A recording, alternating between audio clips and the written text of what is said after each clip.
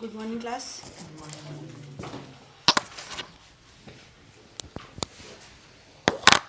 देखो बेटा, हमारे सब्जेक्ट का नाम क्या है? Corporate and other laws, right. I am CS Palak Kalra, ठीक है। कंपनी सेक्रेटरी हूँ मैं और आपको लॉ पढ़ाऊंगी, ठीक है बेटा। चलिए, सबसे पहले मुझे बताओ कॉर्पोरेट का क्या मतलब होता है? आप सब लोग फाउंडेशन करके आए हो? किसी की डायरेक्ट एंट्री नहीं है? ठीक है। तो बताओ बेटा, हमने फाउंडेशन में पढ़ा था कंपनीज एक्ट, पढ़ा था सब लोगों ने, ठीक है। तो मुझे बताओ बेटा, व्हाट इज कंपनी?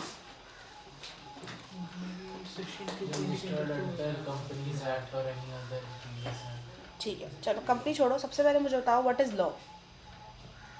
लॉ क्या होता है? अच्छा, और लॉ क्या होता है? बोलो यार, बोलो। कानून होता है।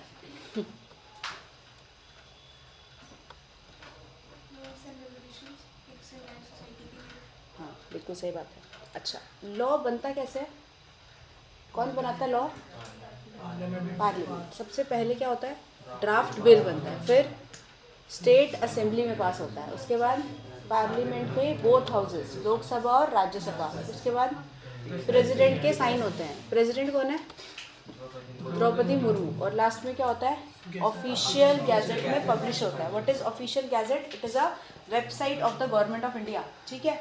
जिस दिन ऑफिशियल गैजेट में पब्लिश होता है उस दिन क्या बन जाता है? लॉ बन जाता है या एक्ट बन जाता है और होल ऑफ इंडिया के ऊपर एप्लीकेबल हो जाता है, ठीक है जी। ये आपको पता है, बहुत बढ़िया। देखो बेटा, लॉ में जो भी प्रोविजंस होते हैं वो कैसे होते हैं? सेक्शन की फॉर्म में होते हैं, राइट। सबसे पहले क्या होता है? सेक्शन। उसके बाद क्या होता है? सब सेक्शन, फिर क्लॉज, उसके बाद सब क्लॉज, और उसके बाद क्या होता है?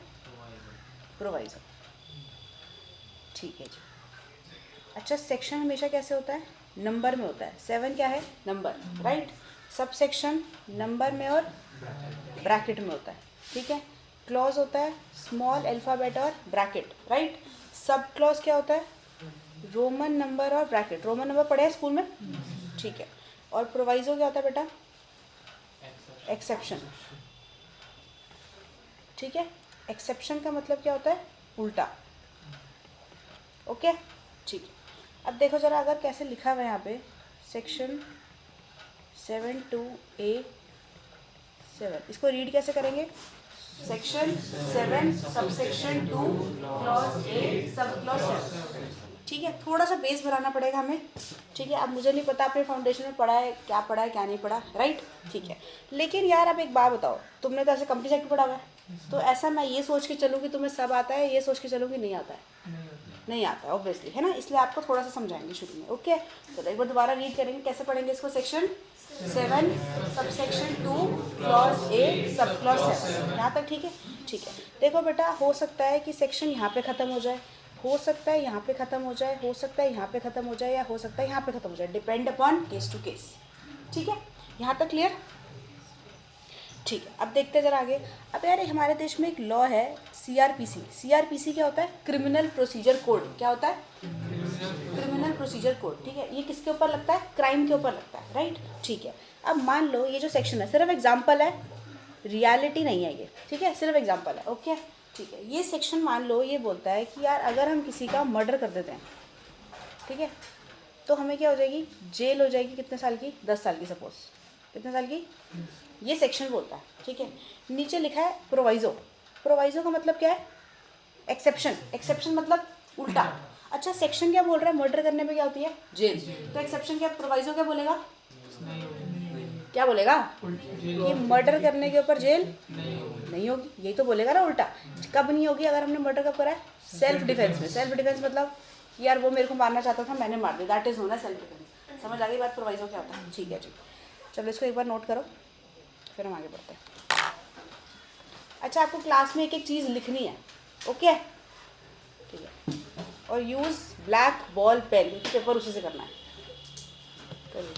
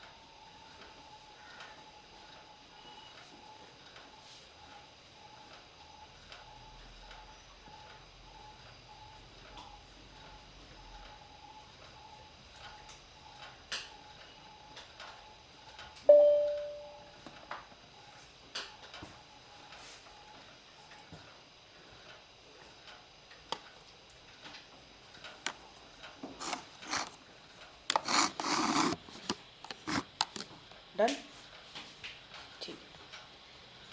चलो अब हम पढ़ते हैं आगे। देखो बेटा, इसमें हमें क्या पढ़ना है, कॉर्पोरेट एंड अदर लॉज। सबसे पहले हम क्या पढ़ेंगे, कंपनीज एक्ट 2013।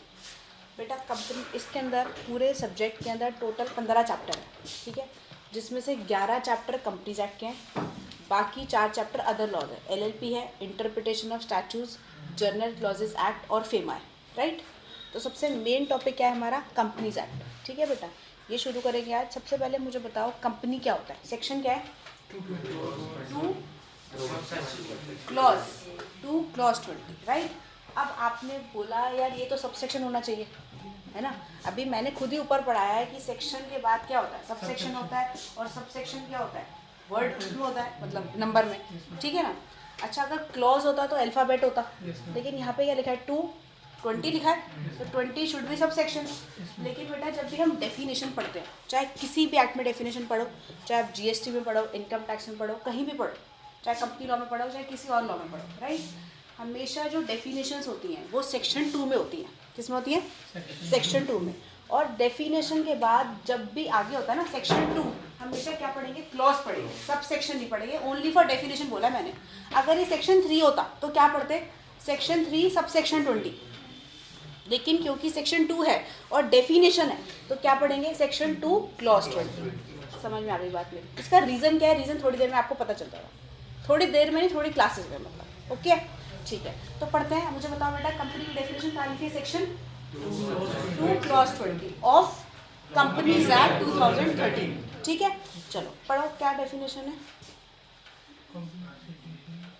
पढ़ो जरा क्या लिखा है। Company means a company which is registered under companies act 2013 और एनी प्रीवियस कंपनी लॉ। इसका मतलब बताना। देखो यार, पहले तो एक बात सुन लो, 2 वर्ड होता है बेटा, एक तो क्या होता है, ट्रांसलेशन होता है, और एक होता है इंटरप्रिटेशन। इन दोनों में क्या फ़र्क है, ट्रांसलेशन का क्या मतलब होता है कि हमें इंग्लिश में जो लिखा है उसको मैंने हिंदी में कन्वर्ट कर दिया, उसको ट्रांसलेशन बोलते हैं। इंटरप्रिटेशन क्या होता है कि उसका मीनिंग समझना है, वो कहना क्या चाह रहा है, ठीक है। एग्जाम्पल लेते हैं बेटा, हिंदी पढ़नी आती तुम्हें, आती है पक्का। ये क्या लिखा है,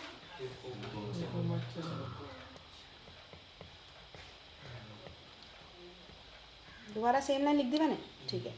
अब यार देखो, मैंने ना यहाँ पे कॉमा लगा दिया और यहाँ पे कॉमा लगा दिया। फर्स्ट पढ़ेंगे, रुको मत चलो, मतलब रुकना है, चलना नहीं है। दूसरा क्या लिखा है, रुको मत चलो, मतलब रुकना नहीं है, चलना है। तो मतलब बेटा इस कॉमा ने मीनिंग बदल दिया, यस। इसको क्या बोलते हैं, इंटरप्रिटेशन। समझ आ गया। अब मुझे बताओ, इसकी इंटरप्रिटेशन करनी है पहले आपने, ट्राई करेंगे, ठीक है। दोबारा बताओ, कंपनी का लिखा है, company means a company which is registered under companies act 2013 और एनी प्रीवियस कंपनी लॉ। बताओ इसका क्या मतलब है, बताइए। हम जो भी कॉर्पोरेट एंटिटी है वो ना उसका जो फीचर्स है कंपनी के वो हो तो वो कंपनी है। जैसे कि कंपनी तो है जो कमर्शियल बॉडी है जो कंपनी 2013 के अंदर इनकॉर्पोरेट करी गई है, या फिर उससे उसके प्रीवियस एक्ट के अंदर इनकॉर्पोरेट करी गई है। प्रिंसिपल तो लिखा ही नहीं है इसमें, मतलब कि उसके सारे फीचर्स। समझ गई। और कुछ, और बाकी ये कंपनी मतलब कंपनी जैसे जो कि कंपनीज एक्ट 2013 के अंदर रजिस्टर्ड है, तो उससे पहले के लोग के अंदर रजिस्टर्ड है। आप तो पढ़ चुके हो ना मुझसे, हाँ जी। और कुछ, बस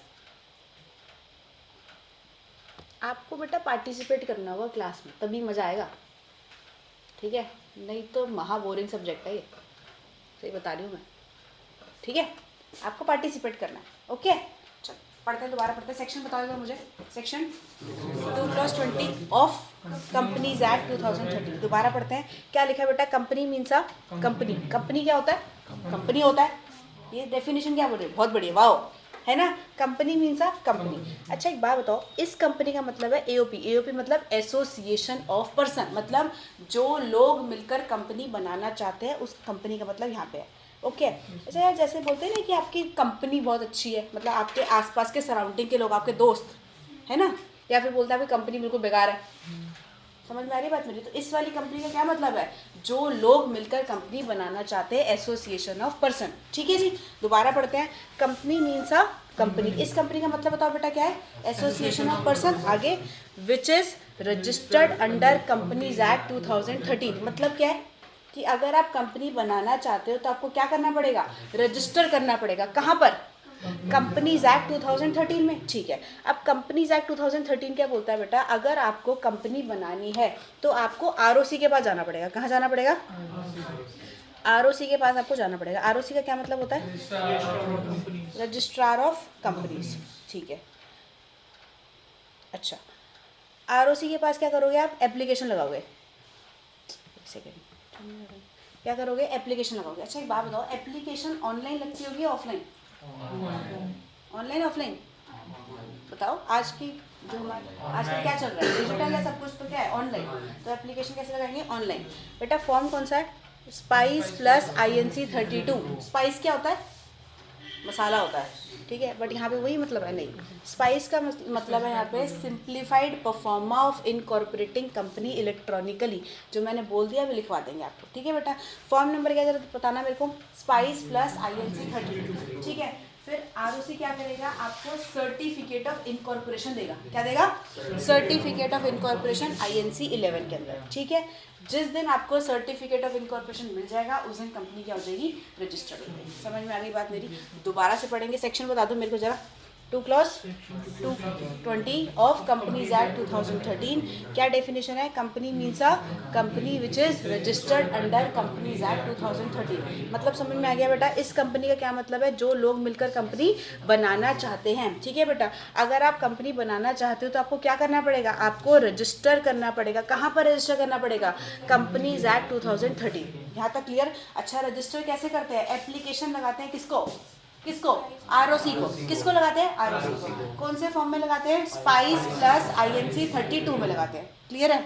ऑनलाइन लगाते हैं, ऑफलाइन लगाते हैं, ऑनलाइन लगाते हैं। सही बात है, ठीक है। फिर आरओसी आपको क्या देता है, सर्टिफिकेट ऑफ इनकॉर्पोरेशन INC 11 में देता है। यहाँ तक कोई दिक्कत समस्या, पक्की बात है? ठीक है।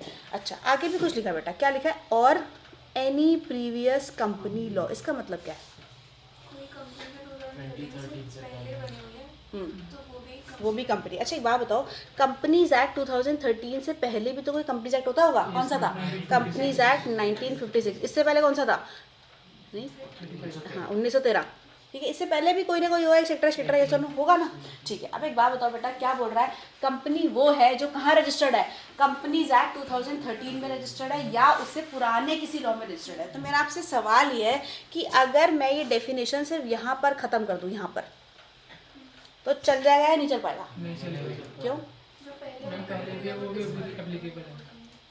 एप्लीकेबल तो है। मैं आपको ये कह रही हूँ कि कंपनीज एक्ट 2013 यहाँ पे डेफिनेशन खत्म कर दें तो ठीक बात है, गलत बात है? गलत बात है। क्यों गलत बात है बेटा? क्योंकि जो पुरानी वाली कंपनीज है वो तो फिर कंपनी नहीं रहेगी ना, है ना। जैसे फॉर एग्जांपल रिलायंस, सुना है नाम, रिलायंस का ओनर कौन है, मुकेश अंबानी। ठीक है बेटा, अच्छा रिलायंस 2013 में बनी है, उससे पहले बन चुकी है, उससे पहले बन चुकी है। अगर बेटा ये लाइन नीचे वाली हटा दी जाए तो आज की डेट में रिलायंस कंपनी रहेगी नहीं रहेगी, नहीं रहेगी। तो लाइन लिखनी जरूरी है, ये सुनो। यस, दूसरी कंपनी टाटा, सुना नाम, टाटा का ओनर रतन टाटा या लेट रतन टाटा कह सकते हैं हम। ठीक है बेटा, तो क्या टाटा 2013 में बनी है, पहले बन चुकी है, पहले बन चुकी है। तो बेटा ये लाइन लिखनी जरूरी है या नहीं है? बिल्कुल जरूरी। ओके, डेफिनेशन सही लिखी है लॉ में करने, है ना। यस, तो एक बार दोबारा बता दो। अच्छा वैसे टाटा क्या काम करती है, बहुत कुछ काम करती है। क्या क्या example, Tata steel, gold, gold, Tanishq, हाँ, और टाटा मोटर्स भी है, और बताओ, वाटर का, डिजिटल सॉल्यूशंस, अच्छा, और digital solutions, Tata digital solutions, digital, अच्छा, और बताओ, और टाटा वर्बन्स, स्टारबक्स, स्टारबक्स पार्टनरशिप पार्टनरशिप नहीं है यार, वो ज़्यादा प्रोवाइड बेटा मैं बताती हूँ। वहाँ पे लिखा है, स्टारबक्स गए हो तुम लोग? नहीं गए? बाहर से देखा है? नहीं गए तो कोई बात नहीं, बाहर से देखा होगा ना, ठीक है। तो वहाँ पे लिखा है स्टारबक्स के ऊपर टाटा अलायंस। क्या लिखा है? अलायंस का मतलब क्या होता है? अलायंस का मतलब होता है रिसोर्स शेयरिंग। क्या होता है? इसका मतलब क्या है? अच्छा एक बात बताओ, क्या टाटा ने स्टारबक्स को खरीद लिया? नहीं। तो फिर क्या कर लिया? क्या कर लिया? थोड़ा समझ नहीं आ रहा, पता नहीं क्या बोल रहे हैं उसको प्रोवाइड किया है, उसको। लोकल नेटवर्क प्रोवाइड किया है, हाँ, मतलब उसने क्या करा, टाटा का तो मार्केट है ना इंडिया पूरा, आपके घर में भी टाटा के प्रोडक्ट आता है, टाटा टी आती है, चाय पत्ती, और टाटा सॉल्ट भी आता है, नमक तो हर कोई खाता है, ये सुनो, मतलब कहीं ना कहीं हम पूरा इंडिया टाटा से जुड़ा हुआ है, ये सुनो। तो मतलब हम पूरा इंडिया क्या है, टाटा का कस्टमर है। तो टाटा ने क्या करा, स्टारबक्स को बोला कि भाई इंडिया तो मेरे को जानता ही है, तो मेरा नाम अगर आप ऊपर लिख लोगे तो मतलब आपके पास कस्टमर आएंगे हमारे। वैसे तो स्टारबक्स की कॉफ़ी मुझे पर्सनली बिल्कुल पसंद नहीं है, सीरियसली, ठीक है बेटा, फालतू के पैसे बर्बाद लगते हैं, ठीक है। अच्छा अब एक बात बताओ, वो क्या कर रहा है, टाटा क्या दे रहा है उसको, पैसे दे रहा है या रिसोर्स दे रहा है उसको? रिसोर्स दे रहा है। रिसोर्स मतलब उसको अपनी मार्केट प्रोवाइड कर रहा है, नहीं यारी बात समझ, इसको बोलता है रिसोर्स शेयरिंग, स्ट्रैटेजिक अलायंस बोला जाता है इसको, ओके। चलो अब दोबारा आ जाते हैं टॉपिक पे। क्या लिखा है बेटा, दोबारा से बताओ, सेक्शन क्या है? Section 2+20 of companies act. थोड़ा तेज बोलना है, थोड़ा, ठीक है, थोड़ा तेज बोलना है। सेक्शन क्या है? 2+20 ऑफ कंपनीज एक्ट 2013। क्या है definition? Company means a company which is registered under companies act 2013 और एनी प्रीवियस कंपनी लॉ। याद हो गया, ठीक है। रजिस्टर करने के लिए क्या करना पड़ेगा आपको? आरओसी को एप्लीकेशन लगानी पड़ेगी। क्या करना पड़ेगा? आरओसी को एप्लीकेशन। आरओसी मतलब रजिस्ट्रार ऑफ कंपनीज। कौन से फॉर्म में एप्लीकेशन लगानी है? स्पाइस प्लस आईएनसी 32 में लगानी है। फिर आरओसी आपको क्या देगा? Certificate of incorporation. कौन से फॉर्म में देगा? आईएनसी 11 में देगा। जिस दिन सर्टिफिकेट ऑफ इनकॉर्पोरेशन मिल जाएगा उस दिन कंपनी क्या हो जाएगी? रजिस्टर्ड हो जाएगी। यहाँ तक समझ आ गई बात? लिख लो।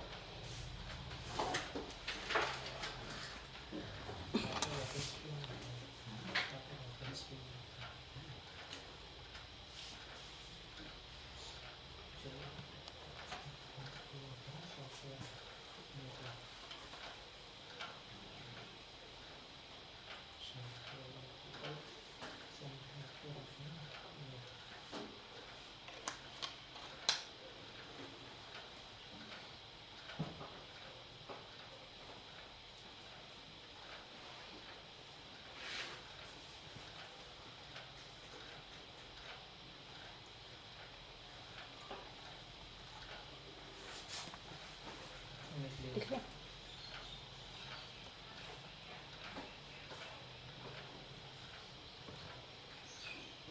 चलो एक बार आप लोगों के नाम पूछ लेते हैं। आपका नाम?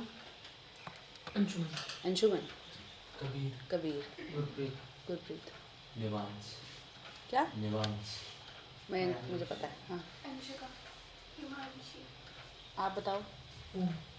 मोहित। ठीक है, मुझे याद नहीं हुआ है वैसे, हो जाएंगे भाई विद टाइम, ठीक है।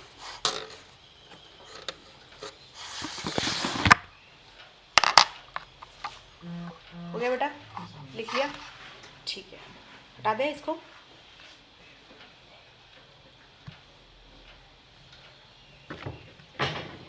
अगर आपको समझ में ना आए तो मेरे को रोक देना बीच में, ठीक है।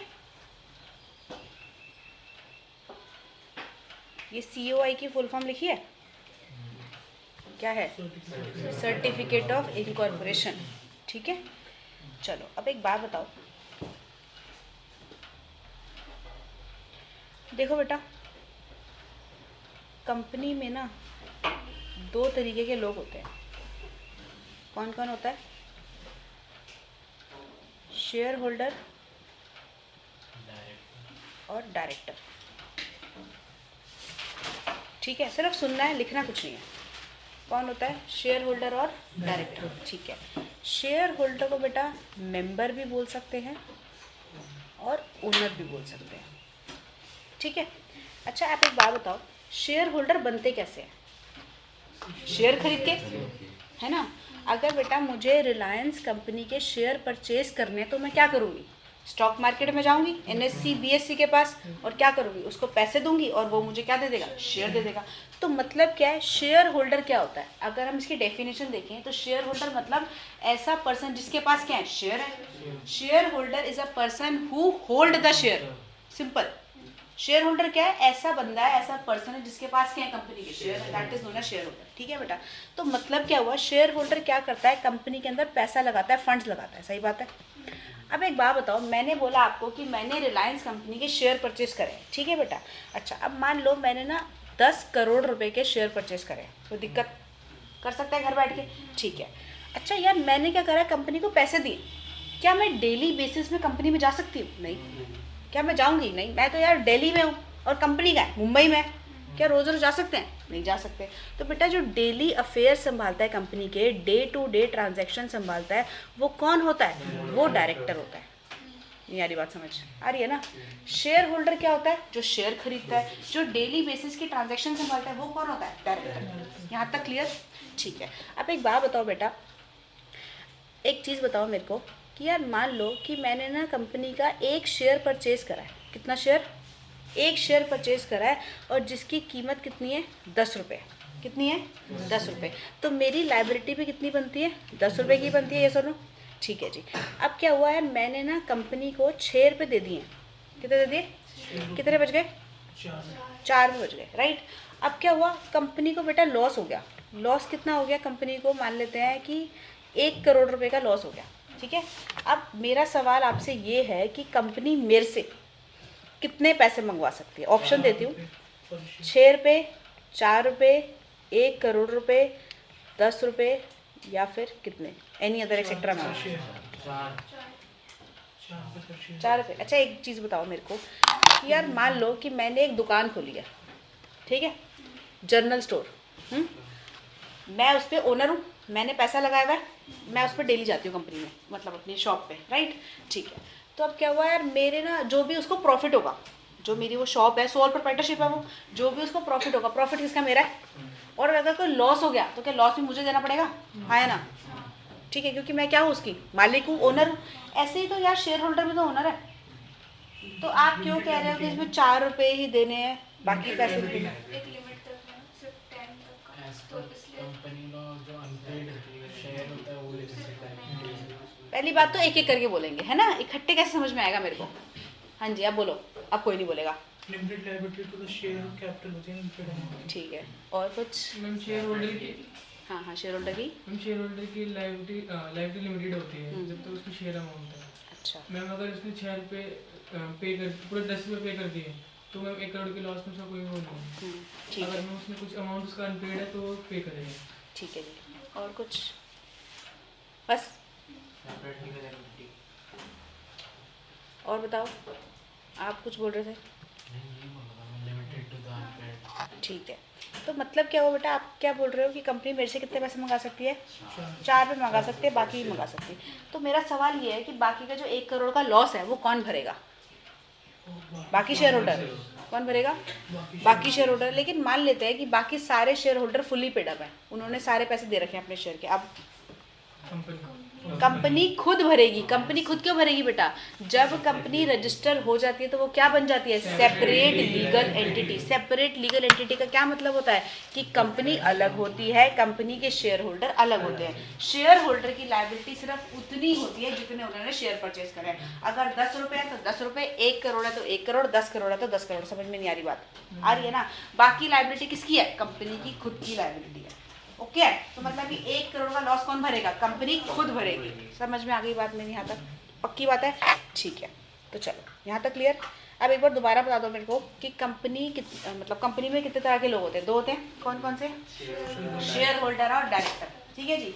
अच्छा, शेयर होल्डर क्या बोलते हैं? मेंबर भी बोल सकते हैं, ओनर भी बोल सकते हैं। शेयर होल्डर क्या लगाते हैं कंपनी के अंदर? फंड्स लगाते हैं। ओके। और डायरेक्टर क्या करते हैं? डे टू डे ट्रांजैक्शन संभालते हैं। समझ में नहीं आ रही बात? आ रही है ना? चलो अब एक बात बताओ, पैसा किसका है? शेयर होल्डर का। इस्तेमाल कौन कर रहा है? डायरेक्टर। पैसा किसका है? शेयर होल्डर का। अच्छा एक बात और पूछूं आपसे, कितनी तरह की होती है कंपनीज? फाउंडेशन पढ़ी है ना बेटा सबने? मुझे बताओ कितनी तरह की कंपनीज होती है? किसके बेसिस पे? हाँ देखो बेटा, कंपनी दो ही होती हैं, एक तो प्राइवेट होती है, एक तो पब्लिक होती है। बाकी सारी government company, small company, OPC, वो उसका ही पार्ट है। अगर हम कंपनी रजिस्टर करेंगे, जैसे हमने पढ़ा डेफिनेशन के अंदर कि कंपनी मेरे को रजिस्टर करनी है कंपनी एक्ट के अंदर, तो कौन सी कंपनी रजिस्टर्ड हो सकती है? सिर्फ प्राइवेट और पब्लिक। इसका प्रूफ भी दिखा सकती हूँ अभी आपको, मैं थोड़ी देर में दिखा दूंगी। समझ में आ गई बात मेरी? आज ही दिखाऊंगी। समझ आई बात मेरी? तो कंपनी सिर्फ और सिर्फ कितनी तरह की होती है? दो तरह की होती है। कौन कौन सी? पब्लिक कंपनी और प्राइवेट कंपनी। ठीक है बेटा? अच्छा एक बार बता दो मुझे, पब्लिक कंपनी क्या होता है? जो प्राइवेट नहीं होता है। और प्राइवेट क्या होता है? जो पब्लिक नहीं होता। डेफिनेशन है ना इसकी तो कुछ, क्या डेफिनेशन है? जिसके ए ओ ए में तीन चीजें लिखी होती जिसके हैं। एओए में तीन चीजें तीन चीज़ें लिखी होती हैं। ट्रांसफरेबल नहीं होता उसके शेयर। जैसे हम्म। राइट और पब्लिक को शेयर से संबंधित मैम लिमिटेड लायबिलिटी होती है, हम्म, वो प्रोहिबिटेड होती है, इनवाइट नहीं कर सकती लोगों को शेयर देने के लिए। और उसमें लिमिटेड नंबर ऑफ मेंबर्स होता है, आई थिंक। तो हम प्रोस्पेक्टस भरने की जरूरत नहीं होती। एक मिनट। कॉमन पेमेंट्स में तो business on the date of इनके ऑपरेशन को ऐसे ही कर सकते हैं, पर पब्लिक में नहीं।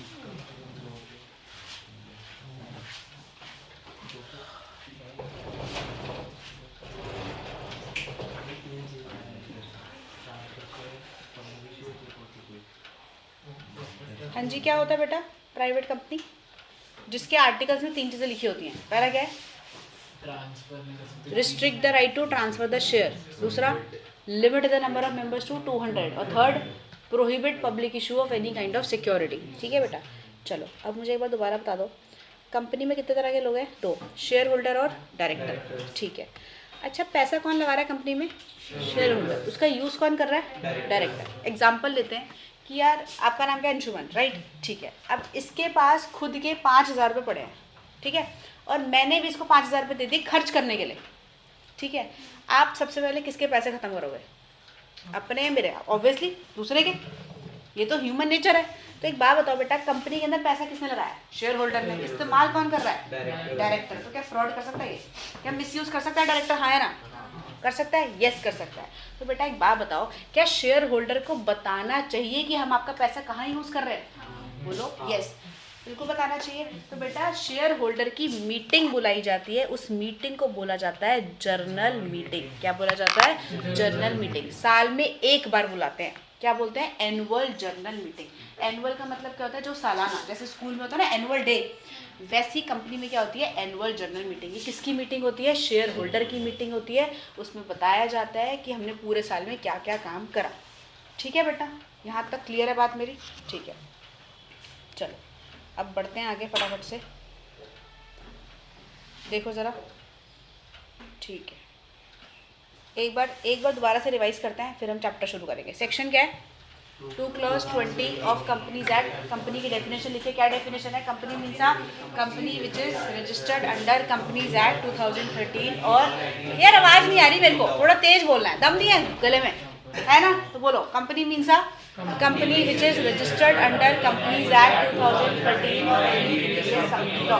रजिस्टर करने के लिए क्या करना पड़ेगा? एप्लीकेशन लगानी है। किसको लगानी है? आरओसी को लगानी है। कौन से फॉर्म में लगानी है? स्पाइस प्लस आईएनसी 32 में लगानी है। फिर आरओसी क्या देगा आपको? सर्टिफिकेट ऑफ इनकॉर्पोरेशन आईएनसी 11 में देगा। सही है? जिस दिन बेटा सर्टिफिकेट ऑफ इनकॉर्पोरेशन मिल जाएगा, उस दिन कंपनी क्या हो जाएगी? रजिस्टर्ड हो जाएगी। और क्या बन जाएगी? सेपरेट लीगल एंटिटी बन जाएगी। समझ में आ गई बात मेरी? अच्छा एक चीज़ और पूछूं आपसे, प्राइवेट कंपनी बनाने के लिए कितने लोग चाहिए होते हैं? 2। पब्लिक बनाने के लिए 7। ठीक है? ठीक है। मैक्सिमम प्राइवेट में 200, पब्लिक में अनलिमिटेड। सही है? ठीक है, चलो बेटा अब हम पढ़ते हैं फटाफट आगे। Journal meeting. जर्नल मीटिंग में देख लो टोटल कितने सेक्शन है? 26 सेक्शन है। साथ में लगेंगे इसके साथ ICSI ने दे रखा है SS2। यार आपने पढ़ा अकाउंटिंग स्टैंडर्ड्स? अकाउंटिंग स्टैंडर्ड्स कब लगते हैं? जब हम अकाउंट्स बनाते हैं। ठीक है? ऐसे ही होते हैं सेक्रेटेरियल स्टैंडर्ड्स। क्या होते हैं? अच्छा एक बात बताओ, ये जो अकाउंटिंग स्टैंडर्ड्स हैं ये किसने बनाया है? ICAI ने बनाया है। अच्छा अभी आप इंटर में आ गए हो तो एक सब्जेक्ट हो रहा है ऑडिट, ठीक है? उसमें पढ़ोगे आप स्टैंडर्ड्स ऑन ऑडिटिंग, वो भी किसने बनाया? ICAI ने बनाया। समझ में आ गई यार? आपको पता है हमारे 3 इंस्टीट्यूट हैं, ICAI, ICSI, ICMA। ICAI मतलब chartered accountant, institute of chartered accountants of India. आप वहाँ पे रजिस्ट्रेशन कराते हो, ठीक है। CS का कौन सा इंस्टीट्यूट है? ICSI, institute of company secretaries of India, right. और ICMA क्या है? Institute of cost and management accountant of India. समझ आ गई बात मेरी? सबसे टॉप पे कौन है? ICAI। जो वो करता है पीछे वाले 2 भी वही करते हैं, same to same copy paste करते हैं उसका काम। समझ में आ रही बात मेरी? ठीक है। तो जैसे बेटा ICAI ने क्या बनाया? अकाउंटिंग स्टैंडर्ड्स या स्टैंडर्ड्स ऑफ ऑडिटिंग बनाए, वैसे ही ICSI ने क्या बनाया? Secretarial standards. सही है। टोटल 4 सेक्रेटेरियल स्टैंडर्ड है। इसमें से हम क्या पढ़ेंगे? SS2। SS2 किसके ऊपर लग रहा है? जनरल मीटिंग के ऊपर लग रहा है। बात समझ में आ गई है? पक्की बात है? ठीक है। मुझे एक बात बताओ बेटा कि हम ये जनरल मीटिंग क्यों बुला रहे हैं? पहले मुझे बताओ किसकी मीटिंग है ये शेयर होल्डर की मीटिंग है। क्यों बुलाया जा रहा है शेयर होल्डर को? ताकि उसको पता चल सके कि कंपनी ने उसका पैसे का कहाँ पे इस्तेमाल करा। ओके, ठीक है। अच्छा, एक बार दोबारा से, पैसा किसका है? शेयर होल्डर का। इस्तेमाल कौन कर रहा है? डायरेक्टर यूज कर रहा है। क्या फ्रॉड हो सकता है? यस। अच्छा, कंपनी बुक्स ऑफ अकाउंट्स बनाती है ना? मतलब balance sheet, profit and loss account, cash flow statement, BRS etcetera etcetera बनाती है, ठीक है। लिखना भी कुछ नहीं बेटा, फिर रुक जाओ, है ना। पहले समझने पे ज़्यादा फोकस करेंगे, नोट्स मिल जाएंगे तुम्हें, ठीक है। अच्छा, एक बात बताओ, क्या बोल रही थी मैं? हाँ, बुक्स ऑफ अकाउंट्स कौन बनाता है? जो बैलेंस शीट वगैरह होती है वो बनाने की जिम्मेदारी किसकी है? किसकी है? CA की। CA बुक्स ऑफ अकाउंट्स बनाता है, अकाउंटेंट की होती है। मतलब बेसिकली कंपनीज एक्ट बोलता है कि बुक्स ऑफ अकाउंट्स बनाने की जिम्मेदारी डायरेक्टर की होती है। किसकी होती है? डायरेक्टर की, ठीक है। वो बनाता किसी और से, वो अलग बात है ना। खुद थोड़ी बनाएगा डायरेक्टर, अकाउंटेंट से बनवाएगा, ऑब्वियसली उसका एम्प्लॉई है वो, है ना। है ना? ओके बेटा, सब इधर आना, खोना नहीं है, कहीं पे गायब नहीं होना, यहीं पे रहना है, फिजिकली भी और मेंटली भी। ओके, ठीक है। अच्छा, मुझे बताओ बेटा, पैसा किसका है? शेयर होल्डर का। इस्तेमाल कौन कर रहा है? डायरेक्टर। बुक्स ऑफ अकाउंट भी कौन बना रहा है? डायरेक्टर। तो फ्रॉड करेगा नहीं करेगा? 100% फ्रॉड करेगा। इसीलिए क्या बुलाई जाती है? जनरल मीटिंग बुलाई जाती है। वो किसकी मीटिंग होती है? शेयर होल्डर की मीटिंग होती है। समझ आ गई बात मेरी यहाँ तक? ठीक है। टोटल कितने सेक्शन पढ़ने हैं इसके? 26 सेक्शन पढ़ने हैं। एक और बात, कंपनीज एक्ट में टोटल कितने सेक्शन है? 470 सेक्शन है। क्या सारे पढ़ने हैं? 1 to 148 ही हमारे सिलेबस में, बाकी सारे हमारे सिलेबस में नहीं है। सही है, बढ़िया, ठीक है। चलो, उसके साथ क्या लगता है बेटा? SS2 लगता है और कुछ रूल्स लगते हैं, ठीक है बेटा। यहाँ तक समझ आई बात मेरी? अच्छा, अब आगे देखो क्या लिखा हुआ है? Share holder. शेयर होल्डर की मीटिंग को क्या बोला जाता है? जनरल मीटिंग बोला जाता है। अब जनरल मीटिंग 2 तरह की होती है। कौन कौन सी होती है? एक होती है AGM और दूसरी होती है EGM। AGM का मतलब क्या है? Annual general meeting. क्या है? Annual general meeting. और EGM का क्या मतलब है? Extra ordinary general meeting. अब इसका क्या मतलब हुआ बेटा? अब मैंने आपको बताया कि शेयर होल्डर की मीटिंग साल में 1 बार बुलानी पड़ती है। 1 बार बुलानी क्या है? कंपल्सरी है, ठीक है। अच्छा, उसको क्या बोलते हैं? एनुअल जनरल मीटिंग बोलते हैं, जो साल में 1 बार बुलानी ही पड़ेगी आपको, राइट, ठीक है। अच्छा, एक बात बताओ मेरे को, कंपनी जो भी काम करेगी क्या अपने मालिक से पूछेगी नहीं पूछेगी? क्या शेयर होल्डर से पूछना पड़ेगा नहीं पूछना पड़ेगा? अच्छा, एक चीज़ और बताओ, ये जो AGM की डेट होगी कोई फिक्स होगी कंपनी एक्ट के अंदर, है ना। सेक्शन 96, रुक जाओ, सेक्शन 96 क्या बोलता है कि फाइनेंशियल ईयर खत्म होने के 6 महीने के अंदर आपको AGM बुलानी होती है। फाइनेंशियल ईयर कब खत्म होता है? 31 मार्च। अच्छा, इस साल का फाइनेंशियल ईयर खत्म होने वाला है बस थोड़े दिन में, है ना। तो 31 मार्च खत्म हो जाएगा। 31 मार्च के विदिन 6 मंथ बुलानी है।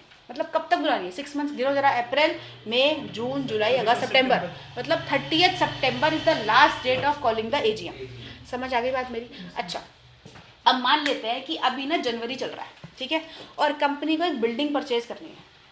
तो बिल्डिंग परचेज कर, और बिल्डिंग की कीमत 100 करोड़ है, राइट। अब बिल्डिंग परचेज करने के लिए क्या शेयर होल्डर से पूछोगे नहीं पूछोगे? पूछेंगे ना, उससे मालिक है ना, उसका पैसा किसका है? शेयर होल्डर का। तो पूछोगे नहीं पूछोगे? यस। मीटिंग कब है? सितंबर में। अभी क्या चल रहा है? जनवरी। तो अब क्या करें? वेट करें या अभी बुलानी पड़ेगी मीटिंग? अभी बुलानी पड़ेगी, ठीक है बेटा। तो अगर मीटिंग AGM के अलावा बुलाते हैं उसको क्या बोलते हैं? EGM बोलते हैं, एक्स्ट्रा ऑर्डिनरी जनरल मीटिंग। समझ में आ गई बात? पक्की बात है। तो बेटा जनरल मीटिंग 2 तरह से हो सकती है। कौन कौन सी? AGM और EGM। AGM का क्या मतलब है? Annual general meeting. EGM का क्या मतलब है? Extra ordinary general meeting. AGM करानी क्या होती है? मैंडेटरी, मतलब कंपलसरी होती है, और EGM करानी क्या होती है? ऑप्शनल, ठीक है। पक्की बात है, ठीक है। अच्छा, एक चीज़ बताओ मेरे को, डायरेक्टर की बात करते हैं आप। एक बात बताओ, प्राइवेट कंपनी में मिनिमम डायरेक्टर कितने होते हैं? 2 होते हैं, पब्लिक में 3, ठीक है। प्राइवेट में 2, पब्लिक में 3, मैक्सिमम 15 होते हैं।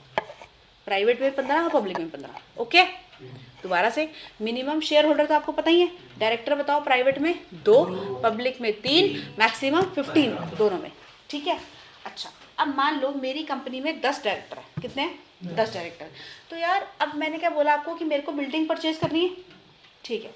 अच्छा यार, अगर मेरी कंपनी के डायरेक्टर ने ही मना कर दिया कि बिल्डिंग नहीं खरीदनी, तो क्या शेयर होल्डर के पास जाएगी बात? नहीं जाएगी। नहीं जाएगी? बोलो ना, समझ नहीं आया क्वेश्चन? दोबारा से, कि हमें क्या खरीदनी है? एक बिल्डिंग। ठीक है। अब बिल्डिंग की अप्रूवल सीधा शेयर होल्डर से पूछोगे, पहले डायरेक्टर से पूछोगे? पहले डायरेक्टर से पूछेंगे, है ना। अगर डायरेक्टर ने ही मना कर दिया कि हमें परचेज नहीं करनी, तो क्या शेयर होल्डर को बताना पड़ेगा? फिर मीटिंग बुलानी है? नहीं बुलानी। नहीं आ रही बात समझ? आ रही है ना? तो मतलब क्या है कि पहले किससे पूछा जाता है? डायरेक्टर से पूछा जाता है, उसके बाद शेयर होल्डर से पूछा जाता है। सही बात है? ठीक है। तो मतलब क्या बेटा, क्या डायरेक्टर की मीटिंग बुलानी पड़ती होगी? एक डायरेक्टर तो है नहीं, मैक्सिमम कितने डायरेक्टर हो सकते हैं? 15 हो सकते हैं। तो क्या सबसे पूछना पड़ेगा? हाँ है ना? यस, सबसे पूछना पड़ेगा। तो बेटा उसकी मीटिंग बुलाई जाती है, उसको क्या बोलते हैं? बोर्ड मीटिंग बोलते हैं। क्या बोलते हैं? Board meeting. और बोर्ड मीटिंग साल में 4 बार होती है। कितनी बार? 4 बार। मिनिमम 4 है, ज़्यादा भी हो सकती है। यहाँ तक कोई डाउट? पक्का सबको समझ में आ रहा है? नहीं आ रहा है? हाँ जी, इधर से नींद आ रही है? समझ आ रहा है? चलो इसको लिखो।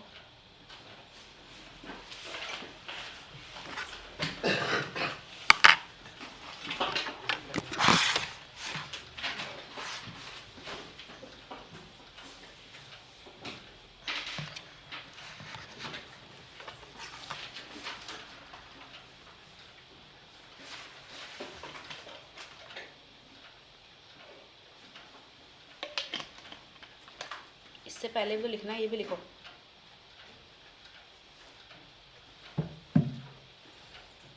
कंपनी में 2 तरह के लोग होते हैं।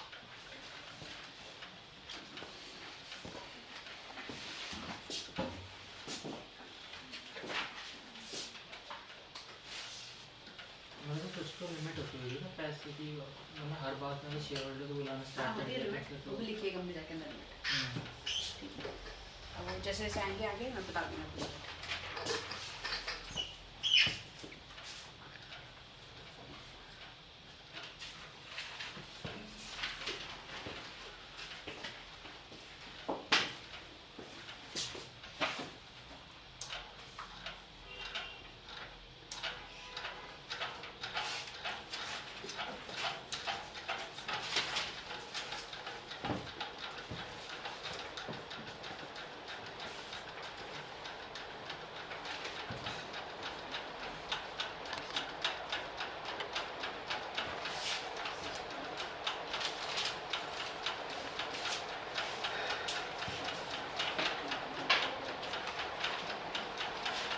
कर दे इसको।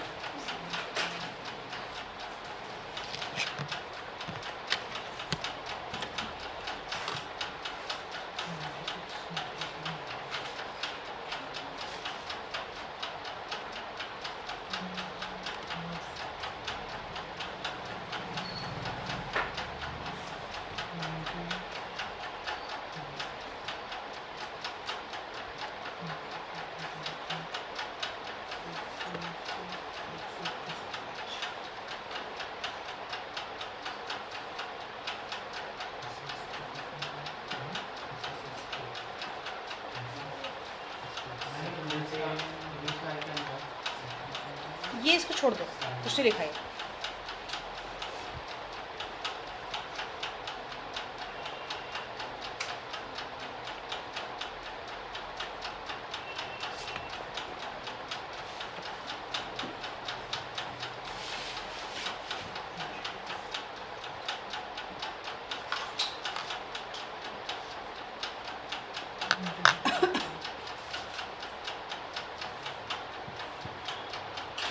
बेटा यहाँ तक कोई डाउट है किसी को? है तो बता दो। किसी को भी नहीं है? ऐसे कैसे हो सकता है? पक्का नहीं है? श्योर? समझ में आ रहा है सब कुछ? हाँ है ना? आवाज़ नहीं आई? जोर से बोलो। गुड।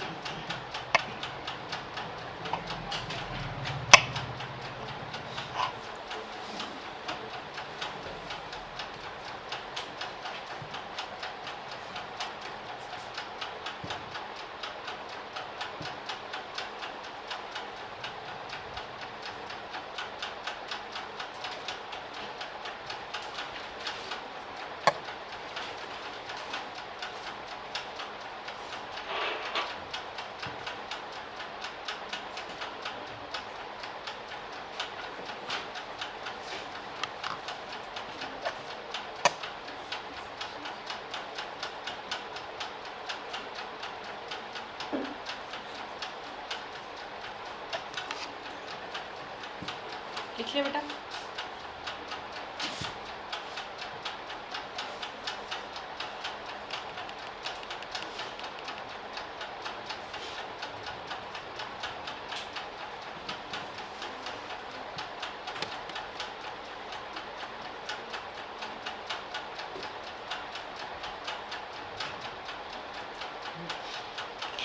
कर दें आगे?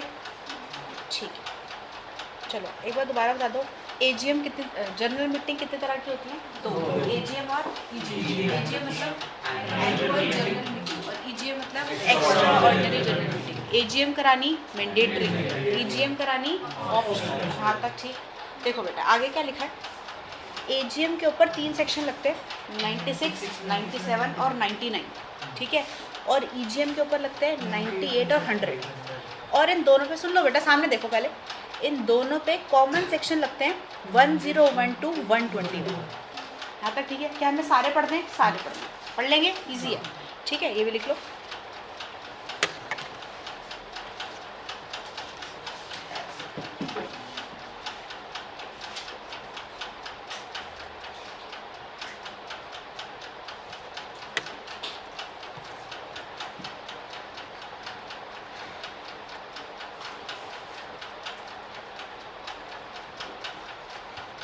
हो गया?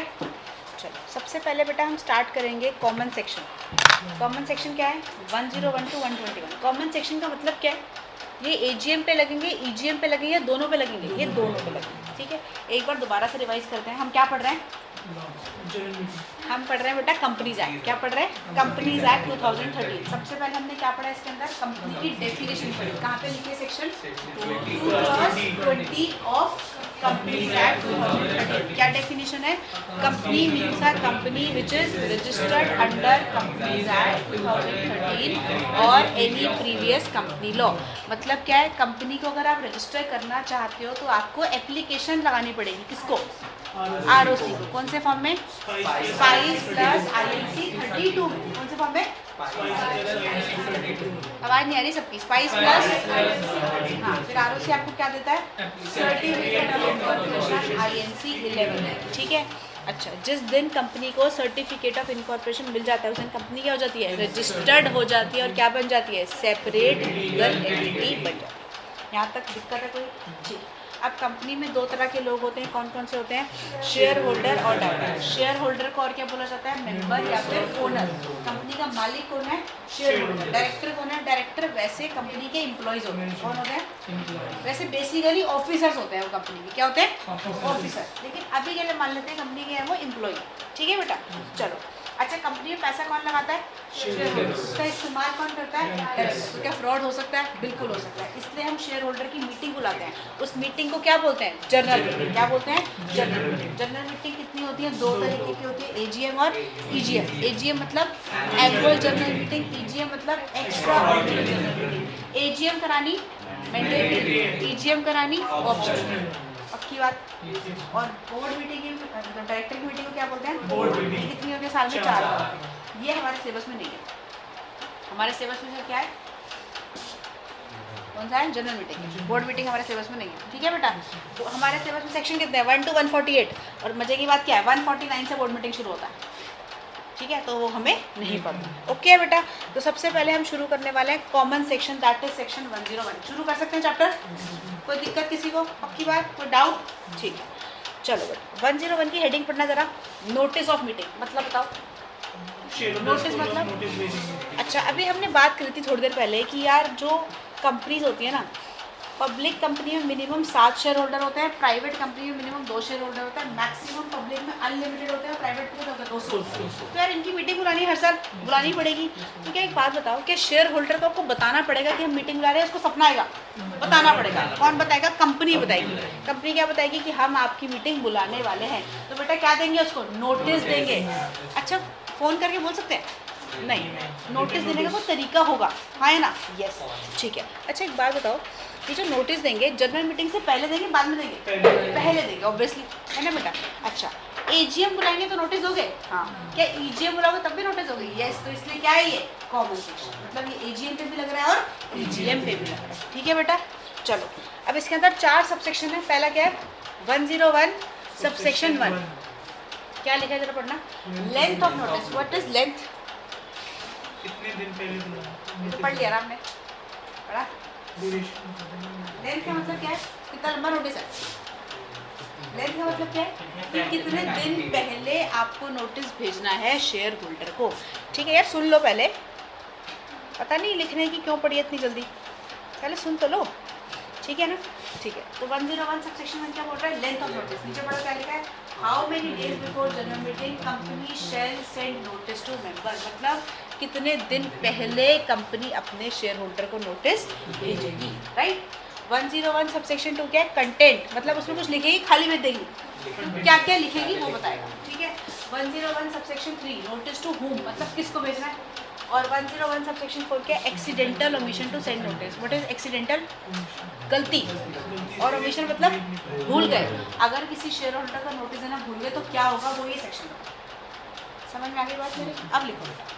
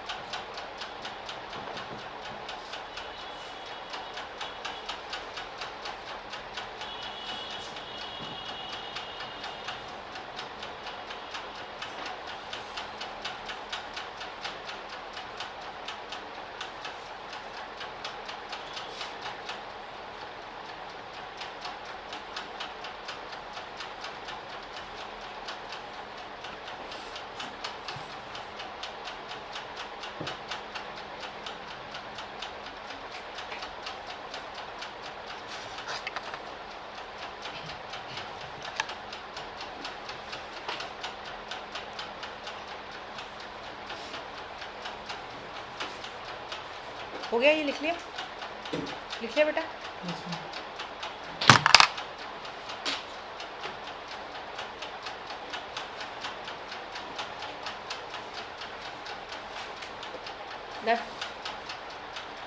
चलिए सबसे पहले देखते हैं 101 सबसेक्शन 1 क्या है, लेंथ ऑफ नोटिस। लेंथ मतलब क्या था, कितने दिन पहले आपको शेयर होल्डर को नोटिस भेजना पड़ेगा। तो क्या बोल रहा है बेटा सेक्शन कि आपको कंपनी नोटिस भेजेगी अपने शेयर होल्डर को कितने दिन पहले, 21 क्लियर डेज। 21 डेज या 21 क्लियर डेज, 21 क्लियर डेज। अब देखो बेटा, क्लियर का मतलब क्या है। अब कंपनीज एक्ट बोलता है कि नोटिस भेजने के दो तरीके हैं। आप चाहे बाय पोस्ट भेज सकते हो या बाय ईमेल भेज सकते हो। पोस्ट क्या होता है, चिट्ठी भेजना, है ना, और ईमेल मेल, पता होगा आपको, मेल लिखे कभी आपने, देखिए, ठीक है। तो कितने तरीके हैं बेटा नोटिस भेजने के, दो तरीके। कौन कौन से, बाय पोस्ट और बाय मेल। अच्छा, कितने दिन पहले भेजना है मेरे को, 21 क्लियर डेज पहले। अब ये 21 क्लियर डेज का क्या मतलब है, जरा देखो क्या बोल रहा है। अगर आप पोस्ट से नोटिस भेजोगे तो क्या लिखा है, while calculating 21 days following shall be excluded, मतलब 21 डेज काउंट करते हुए नीचे लिखे हुए तीन चीज़ों को क्या करोगे, एक्सक्लूड। एक्सक्लूड मतलब हटा दोगे। पहला क्या लिखा है, डेट ऑफ मीटिंग, मतलब क्या हुआ, जिस दिन मीटिंग है वो वाला दिन 21 डेज के अंदर काउंट नहीं होगा, ठीक है। दूसरा क्या लिखा है, डेट ऑफ नोटिस, मतलब जिस दिन आपने नोटिस भेजा है वो वाला दिन भी आप काउंट नहीं करोगे, ओके। थर्ड क्या लिखा है, 48 आवर्स आफ्टर सेंडिंग नोटिस, मतलब नोटिस भेजने के बाद अगले 2 दिन, 48 आवर्स क्या होता है, 2 दिन होते हैं, तो वो 2 दिन में क्या कर दोगे, एक्सक्लूड कर दोगे। ऐसा क्यों, क्योंकि ऐसा माना जाता है कि पोस्ट भेजने में कम से कम 2 दिन का समय लग जाता है, ठीक है बेटा। अब ये सारे तीनों बातें एक्सक्लूड करके जो बीच का टाइम बच गया वो कितने होने चाहिए, 21 डेज, मतलब पूरे 21 डेज होने चाहिए। समझ में नहीं आ रही बात, आ गई है ना। तो मुझे बताओ बेटा, नोटिस भेजने के कितने तरीके हैं, 2 तरीके हैं, बाय पोस्ट और बाय मेल, ठीक है। कितने दिन पहले भेजना नोटिस, 21 डेज। 21 डेज या क्लियर डेज, 21 डेज दिखाओगे तो मार्क्स कट जाएगा। कितने लिखने हैं बेटा, 21 क्लियर डेज, ठीक है। अगर पोस्ट से नोटिस भेजोगे तो 3 दिन क्या करने माइनस, पहला क्या है date of meeting, date of notice और 48 आवर्स आफ्टर सेंडिंग नोटिस। ठीक है बेटा, अगर मेल से भेजोगे तो क्या बोल रहा है डेट ऑफ मीटिंग और डेट ऑफ नोटिस माइनस करना है, 48 आवर्स माइनस नहीं करने। क्यों नहीं करने? क्योंकि मेल तो फटाफट चली जाती है उसी टाइम, है ना। ठीक है, लिखो इसको।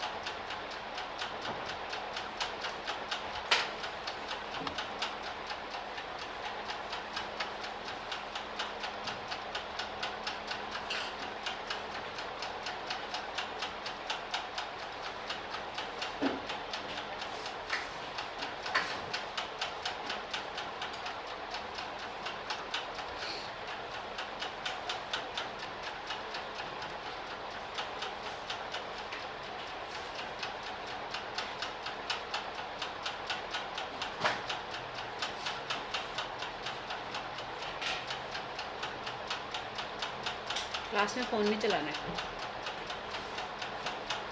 डन? ठीक है, एक बार दोबारा बता दो क्या पढ़ रहे हैं हम। सेक्शन 101 क्या पढ़ लिया? 101 सब सेक्शन 1 क्या बोल रहा है बेटा? Length of notice. Length of notice मतलब कितने दिन पहले आपको नोटिस भेजना है शेयर होल्डर को। कितने दिन पहले भेजना है? 21 क्लियर डेज। ठीक है, 21 क्लियर डेज का क्या मतलब है? दो तरीके से नोटिस भेज सकते हो, बाय पोस्ट और बाय मेल। अगर बाय पोस्ट भेजोगे तो 3 दिन आपको एक्सक्लूड करना है। पहला date of meeting, date of notice और 48 आवर्स आफ्टर सेंडिंग नोटिस। और अगर मेल से भेजोगे तो date of meeting, date of notice करना है, 48 आवर्स एक्सक्लूड नहीं करना है। अब मैं आपके रजिस्टर में देख रही हूँ किसी ने भी 48 आवर्स यहाँ पे लिखा नहीं है। ये लिखना है फिर काटना है। याद कैसे रहेगा फिर कि मैंने ऐसे ही लिखा मजे के लिए? मेरे को बहुत मज़ा आ रहा था लिखने में, है ना? नहीं, तो आपको भी लिखना है बेटा, फिर इसको कट करो। समझ आई बात कुछ? ठीक है, अब आपके सामने एक क्वेश्चन दे रखा है, आंसर छुपा लेते हैं। ठीक है, डेट ऑफ मीटिंग कब की है? 30 सितंबर की मीटिंग है। अब आपने क्या बताना है हमें? किस दिन नोटिस भेजना है, डेट बतानी है। अगर पोस्ट से भेजोगे तो क्या डेट आएगी, मेल से भेजोगे तो क्या डेट आएगी? कर सकते हो? कैलकुलेट करो।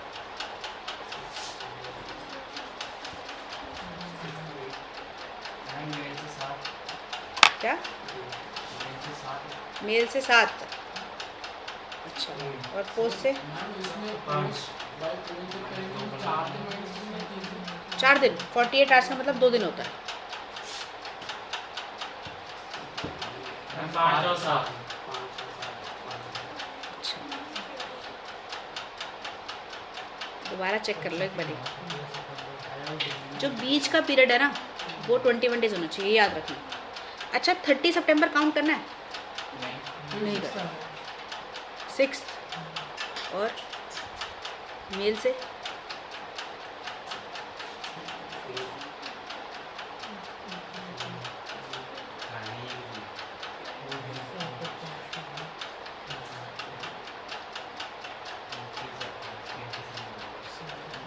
करो करो।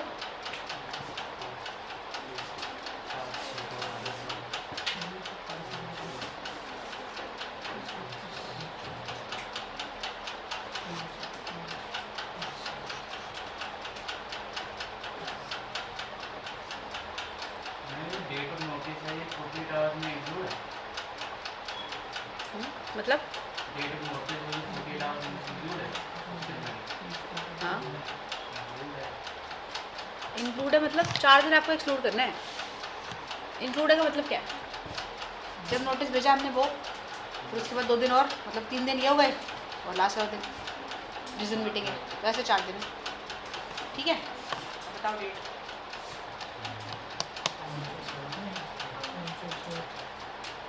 5 और 7 5 और 7 पक्का? अभी तो 6 था।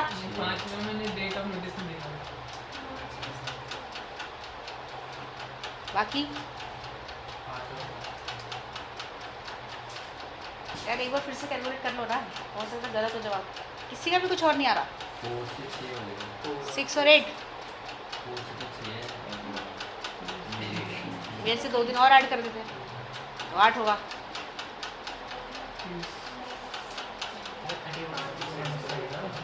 6 और 8 30 क्या 31 सितंबर भी होता है।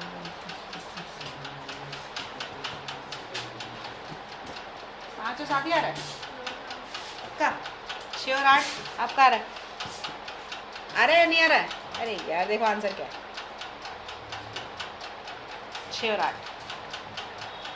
अब कैसे आया एक बात बताओ। 38 काउंट करोगे? नहीं काउंट करेंगे। अब पीछे चलो, पीछे से गिनती करो। 21 डेज काउंट करने हैं। इस हाथ में कितने होते हैं? 15 16 17 18 19 20 21 ऐसे ही होता है। ठीक है, अब करो ज़रा। 29 28 बोलो ना। 29 28 27 26 25 24 23 22 21 20 19 18 17 16 15 उसके बाद 14 13 12 11 10 9 ये हो गए 21 दिन पूरे। अब इसके पहले नोटिस भेजना है ना? अगर मेल से भेजेंगे तो 8 को, और उसके बाद अगर पोस्ट से भेजेंगे तो 2 दिन पीछे और तो 6 को। यही समझ बात आगे सिंपल लिख लो।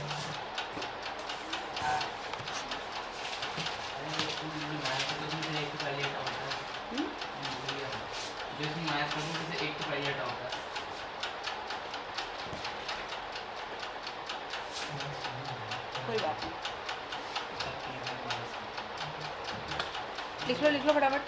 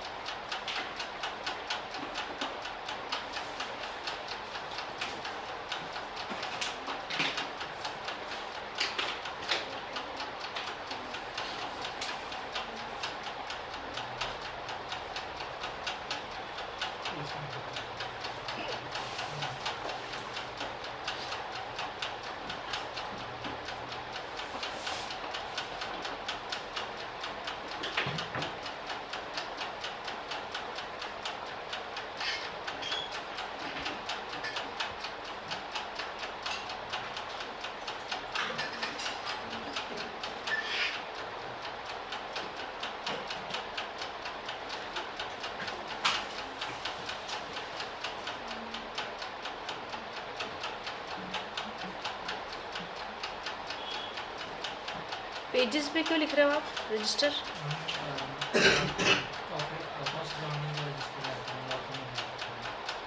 अगली बार से सेपरेट रजिस्टर लेकर आएंगे सर। ओके ठीक है।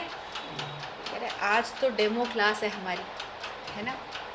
सही बात है। चलो ठीक है, एक बार दोबारा बताओ सेक्शन कौन सा पढ़ना है बेटा? 101। 101 क्या है? नोटिस। सबसे पहले क्या पढ़ा? 101 सबसेक्शन 1। अच्छा एक बात बताओ, अब ये सबसेक्शन है, ये क्लॉज है, ये सबसेक्शन है। क्लॉज सिर्फ किसमें होता है? डेफिनेशन और सेक्शन 2 में। जितने भी एक्ट पढ़ोगे आप, ठीक है, उस पर 90% डेफिनेशन सेक्शन 2 में लिखी होगी, 10% किसी और सेक्शन में भी हो सकती है। ओके ठीक है, तो मुझे बताओ बेटा 101 सबसेक्शन 1 क्या बोलता है? Notice of length of notice. Length of notice मतलब क्या है? कितने दिन पहले आपको नोटिस भेजना है। किसको भेजना है? शेयर होल्डर को भेजना है। बताओ बेटा कितने दिन पहले भेजना है? 21 डेज या क्लियर डेज? क्लियर डेज, ठीक है। नोटिस भेजने के कितने तरीके हैं? 2 तरीके हैं, बाय पोस्ट और बाय मेल।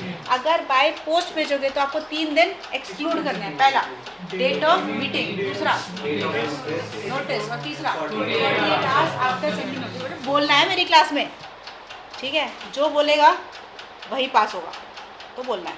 पास होना है ना? एक बारी में होना है ना? नहीं होना? होना है। तो बोलो बेटा, पोस्ट से अगर आप कैलकुलेट करोगे तो 3 दिन क्या करना है? माइनस। पहला क्या है? Date of meeting, date of notice और 48 आवर्स आफ्टर सेंडिंग नोटिस। और अगर बाय मेल करोगे तो 2 दिन, डेट ऑफ मीटिंग और डेट ऑफ नोटिस, ठीक है? वो क्या करना है? एक्सक्लूड करना है। समझ में आ गई बात मेरी? ठीक है। चलो अब एक बात बताओ, अच्छा एक चीज़ बताओ मेरे को, ये केस है, जब हम नोटिस भेजेंगे तो नोटिस में क्या लिखेंगे कि हम क्या क्या ट्रांजैक्शंस करने वाले हैं? क्या शेयर होल्डर को पहले से एडवांस में बताओगे ना कि हम क्या क्या काम करेंगे मीटिंग में? यस, उसको क्या बोलते हैं बेटा? बिजनेस बोलते हैं। क्या बोलते हैं? बिजनेस बोलते हैं, लॉ की लैंग्वेज, ठीक है? तो क्या बोल रहा है? अच्छा एक चीज़ बताओ, अगर मैंने नोटिस में लिखा कि 1 2 3 4 4 मैटर पे हम डिस्कशन करने वाले हैं, ठीक है? क्या कोई 5th मैटर जो हमने नोटिस के अंदर नहीं लिखा था, क्या वो हम मीटिंग के अंदर डिस्कस कर सकते हैं? नहीं कर सकते, ठीक है? जो आपने नोटिस में लिखा है सिर्फ उतना ही डिस्कशन आप मीटिंग में कर सकते हो, किसी अदर मैटर पे डिस्कशन नहीं कर सकते, ठीक है बेटा? तो पढ़ो क्या लिखा है? Business transactions not specified in the notice of general meeting can not be transacted in the general। इसमें केस हुआ था, केस का नाम क्या है? Westford hi-tech hospital versus VS Krishnan. Foundation में भी कुछ केसेस थे ना? तो ऐसे इंटर में तो बहुत सारे याद करने हैं, बिल्कुल करने हैं। फाउंडेशन में याद नहीं करोगे तो भी चलता है, लेकिन इंटर में सारे याद करने पड़ेंगे, ठीक है बेटा? केस का नाम बता दो मेरे को, क्या है? Westford hi-tech hospital versus VS Krishnan, ठीक है? ये केस क्या बोलता है कि जो मैटर हमने नोटिस के अंदर नहीं लिखा वो मीटिंग में ट्रांजैक्ट नहीं हो सकता। ओके, लिखिए।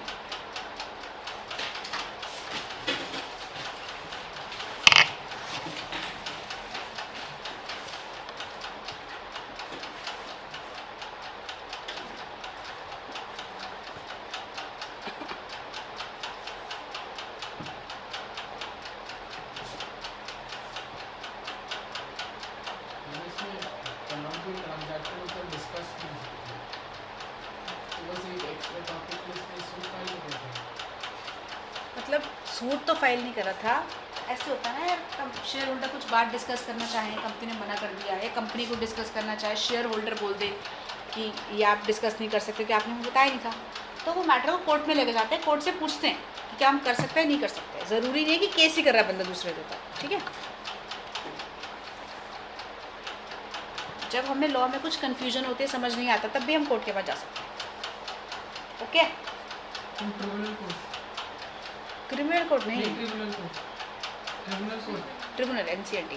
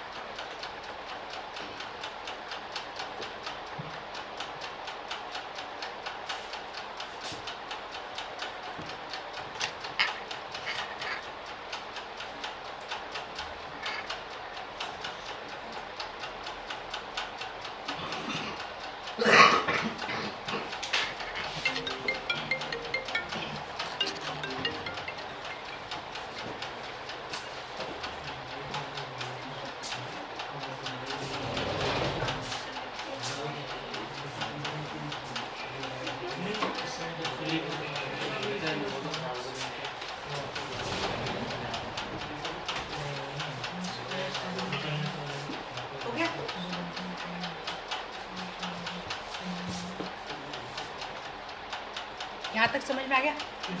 ठीक, एक बार दोबारा बताओ क्या पढ़ रहे हैं? कंपनीज एक्ट 2013, कंपनी की डेफिनेशन पढ़ी है इसके अंदर हमने। कहाँ लिखे डेफिनेशन? 2 क्लॉज 20 ऑफ क्या डेफिनेशन है? Company means a company which is registered under companies act 2013 और एनी प्रीवियस कंपनी लॉ, ठीक है?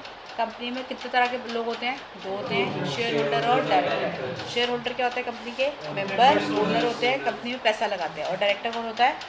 जो डे टू डे ट्रांजैक्शन करवाते हैं, ठीक है जी।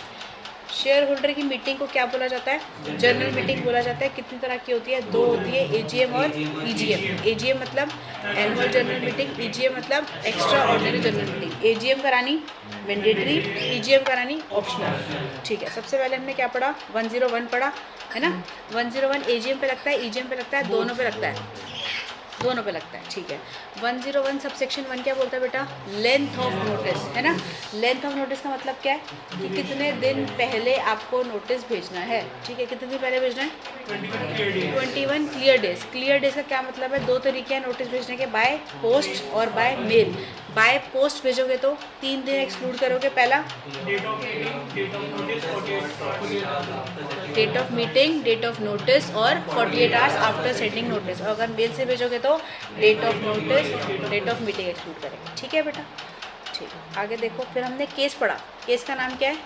वेस्टफोर्ट hi-tech hospital versus VS Krishnan. ये क्या बोलता है कि अगर आपने नोटिस के अंदर कोई मैटर नहीं लिखा तो आप उसको डिस्कस भी नहीं कर सकते। डन, समझ में आ गया यहाँ तक? केस याद हो गया? केस का नाम बताओ। Westford hi-tech hospital versus VS Krishnan. ठीक है, आगे देखते हैं। 101 सबसेक्शन 2 क्या है? Content of notice. कंटेंट मतलब कि नोटिस में क्या क्या लिखना है। ठीक है बेटा, तो एजीएम के अलग कंटेंट है और ईजीएम के अलग कंटेंट है। पहला देखते हैं, पहला क्या लिखा है?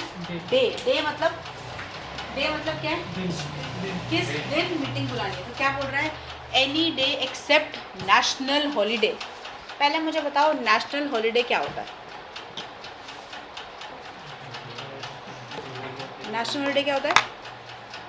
पूरा भारत बंद होता है। पूरा भारत बंद होता है, छुट्टी होती है। नेशनल हॉलीडे का मतलब क्या है? छुट्टी।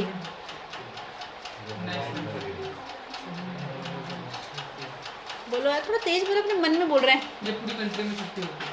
जो पूरी कंट्री की छुट्टी होती है। अच्छा, हाँ। उस दिन काम काम नहीं होता। नेशनल इवेंट्स की वजह से छुट्टी होती है, नॉन फेस्टिवल गवर्नमेंट अच्छा, और कुछ? उस दिन सोते हैं हम? सोते नहीं है।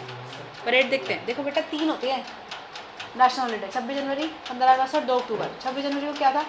क्या होता है? Republic day. 15 अगस्त को इंडिपेंडेंस डे, पतंग उड़ाते हैं, है ना। और 2 अक्टूबर को क्या होता है? गांधी जयंती, मतलब गांधी जी का बर्थडे होता है, राइट। वैसे ये तो हो गया एग्जाम्पल। मतलब नेशनल हॉलीडे से 3 होते हैं, 3 के अलावा कोई और नहीं होता। लेकिन नेशनल हॉलीडे का मतलब क्या है?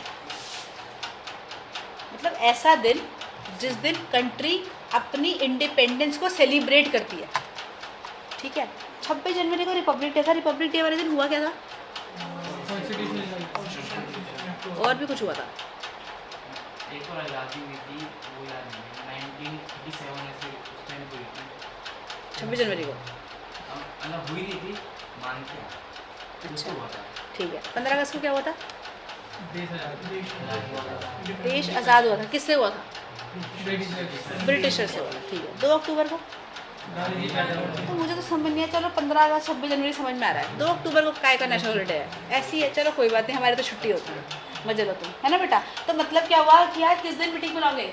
किसी भी दिन बुला सकते हो। नेशनल हॉलीडे पे मीटिंग नहीं बुला सकते हो। नेशनल हॉलीडे कितने हैं? 3 है, 26 जनवरी, 15 अगस्त और 2 अक्टूबर। नेशनल हॉलीडे क्या होता है? जिस दिन कंट्री अपनी इंडिपेंडेंस को सेलिब्रेट करती है। ठीक है, एक सवाल पूछूँ, क्या दिवाली वाले दिन बुला सकते हैं मीटिंग? बोलो।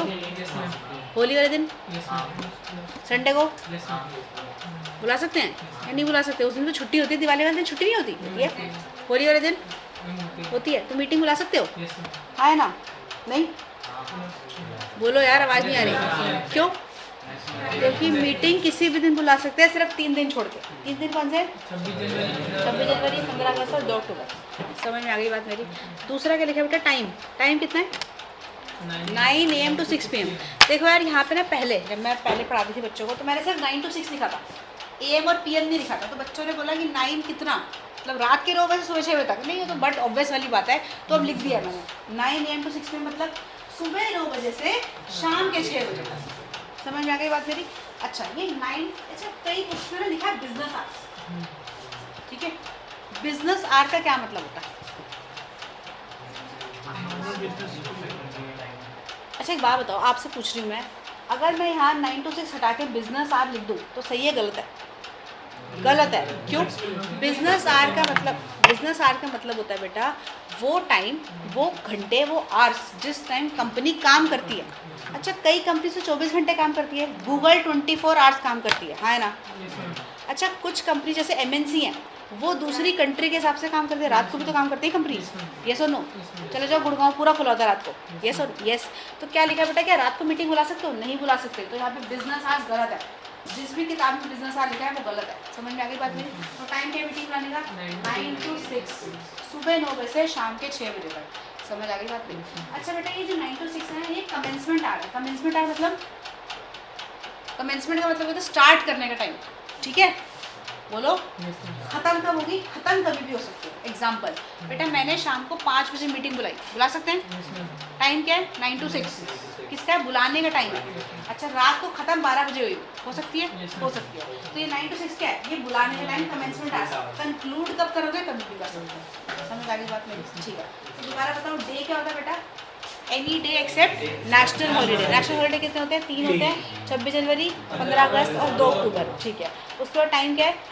9 to 6 कमेंसमेंट आवर, मतलब 9 to 6 में क्या करनी है? मीटिंग स्टार्ट करनी है। खत्म कब करोगे? खत्म कभी भी कर सकते हो। उसके बाद वेन्यू, वेन्यू मतलब जगह, कहाँ पे मीटिंग बुलाओगे, ठीक है।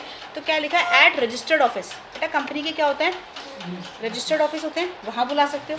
अच्छा, एक बात सुनो, देखो कंपनी का रजिस्टर्ड ऑफिस ना छोटा सा है, 2 बाय 2 का कमरा, ठीक है।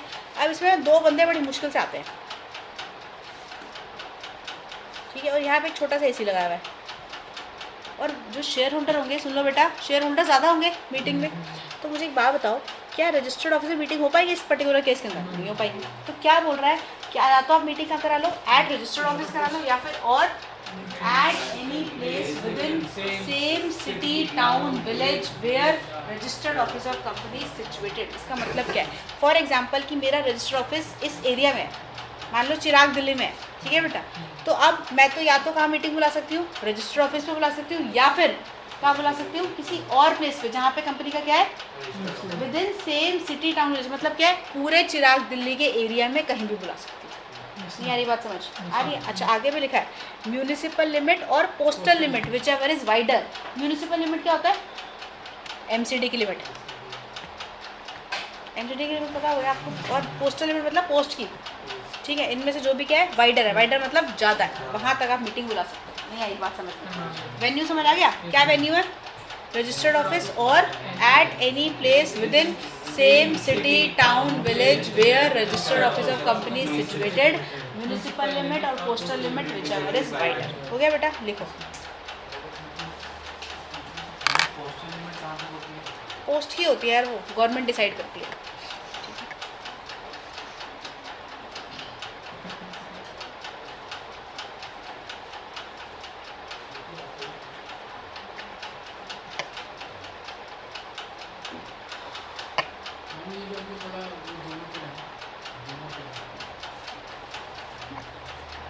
एक ही तरफ लिखना वैसे अभी, उसमें बताऊंगी मैं ये चीज़।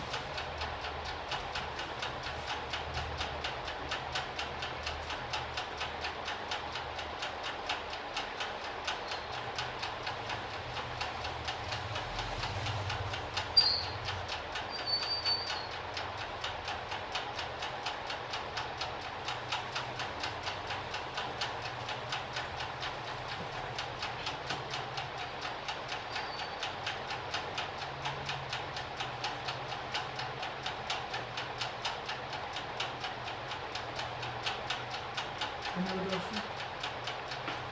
नीचे है।